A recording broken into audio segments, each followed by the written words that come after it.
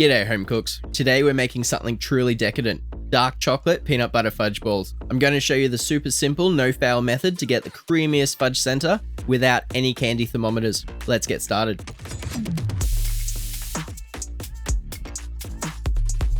Now this is the best part. It's a one pot dump and stir recipe. We'll place the saucepan over medium-low heat and add all of our fudge ingredients all at once.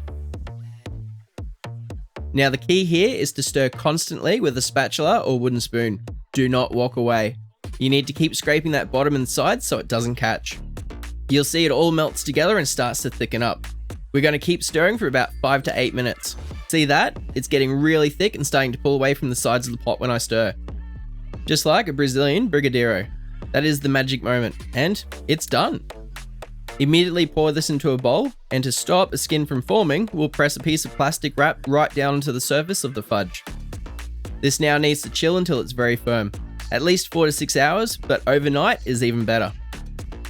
Once it's firm, use a small scoop to portion out the fudge, then roll it between your hands into a smooth ball. Place them all onto a lined baking sheet.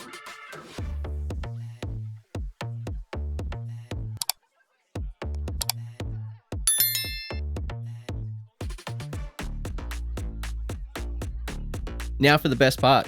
Drop one of your cold fudge balls into some melted dark chocolate. I like to use this plate trick as it allows you to control the thickness of the shell.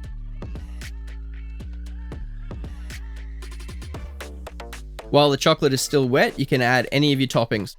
I love a little sprinkle of flaky sea salt or salted crushed peanuts.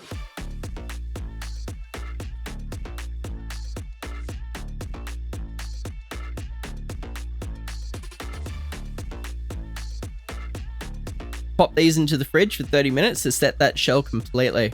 And just look at that, a crisp dark chocolate shell and a perfectly soft creamy fudgy center.